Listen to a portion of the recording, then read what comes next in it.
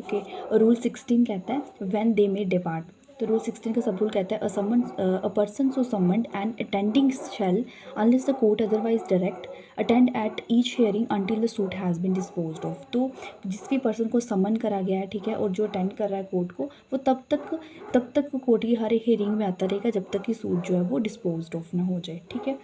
सब रूल 2 कहता है on the application of either party and the payment through the court of all necessary expenses if any, the court may require any person so summoned and attending to furnish security to attend at the next or any other hearing until the suit is disposed of, and in default of his furnishing such a security may order him to be detained in civil prison। तो कहता है on application of either party, या फिर जब भी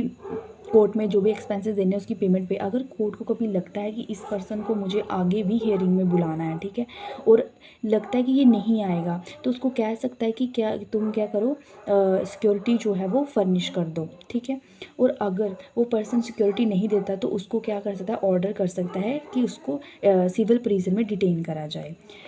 आगे सब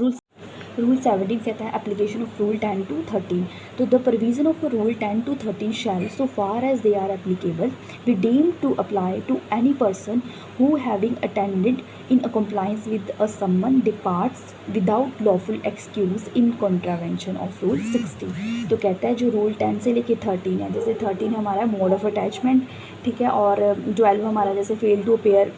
ठीक है, विटनेस आता नहीं है, तो कहता है अगर कोई पर्सन 16 रूल के अंडर नहीं आ रहा, ठीक है, उसकी अपेयर नहीं हो रहा, तो ये जो रूल हमारे 10 से लेके 13 है वो उस पर भी वैसे ही अप्लाई होंगे, ठीक है। रूल 18 भी कहता है procedure where witness apprehended cannot give evidence और प्रोड्यूस डॉक्यूमेंट, ठीक है। तो where any person arrested under a warrant is brought before the court in custody and cannot owing to the absence of the parties or any of them give the evidence or to produce the document which he has been summoned to give or produce the court, ठीक है। अगर कोई जब किसी person को warrant के under arrest करा गया है ना, उसको एविडेंस देने के लिए बुलाया गया है, पर वो पर्सन जो है वो एब्सेंस ऑफ किसी भी पार्टी की एब्सेंस होने की वजह से वो उस डॉक्यूमेंट को प्रोड्यूस नहीं कर सकता, जो एविडेंस नहीं दे सकता, तो कोर्ट क्या करेगी, the court may require him to give a reasonable bail or other security for his appearance at such time and place as it think fit and on such a bail or security being given may release him, and in default of his giving such a bail or security may order him to be detained in civil prison। तो court क्या करेगी, जो time जहाँ place रखेगी उस time पे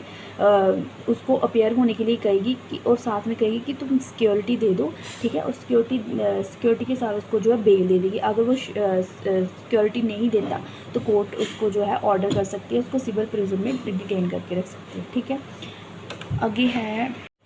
no witness to be order to attend in person unless residence within certain limits, ठीक है। तो no one shall be order to attend in a person to give evidence unless he reside. तो किसी भी person को हम order नहीं कर सकते कि वो इन पर्सन आके एविडेंस दे, अगर वो पर्सन ए में बताया with in a local limit of the courts ordinary jurisdiction, ठीक है,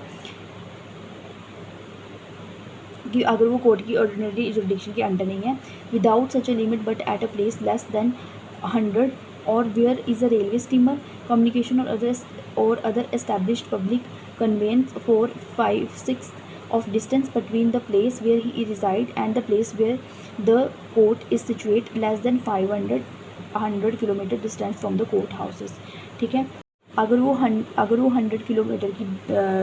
दूरी तक है, जहाँ अगर वहाँ पे रेलवे या कोई स्टीमर कम्युनिकेशन या कोई पब्लिक कन्वेंस जो है 5 से 6 किलोमीटर की दूरी तक है और लेस देन 500 किलोमीटर है, तो सिर्फ वहाँ तक जो है वो पर्सन को बुला सकते हैं। प्रोवाइडेड कहा गया है where transport by air is available between the 2 places mentioned in the rule and the witness is paid the fare by air he may be order to attend in person. तो कहता है कि अगर जो rule 1 में हमने सब rule 1 में जैसे हमने बताया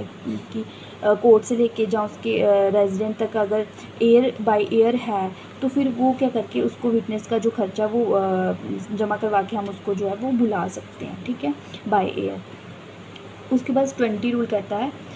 consequences of refusal refusal of party to give evidence when called on by court. ठीक है, where any party to the suit present in the court refuses without a lawful excuse when required by a court to give evidence or to produce any document, then there in his possession or power the court may pronounce judgment against him or make such order in relation to the suit as think fit. अगर कोई person refuse कर देता है evidence देने के लिए, ठीक है, तो कोर्ट या करके उसके अगेंस्ट जो है जजमेंट सुना देगी, ठीक है, और वो ऑर्डर कर देगी जो उसको ठीक लगता है। 21 रूल कहता है rule as to witness to apply to party summon, ठीक है, where any party to the suit is required to give evidence और to produce a document the provision as to the witness shall apply to him so far as they are applicable. ठीक है, तो क्या जो है अगर किसी person parties को हम बुलाते हैं ना समन देने के लिए, तो सेम जैसे विटनेस के ऊपर जो रूल अप्लाई हो रहे हैं वो सेम उस पर भी अप्लाई होंगे। ठीक है।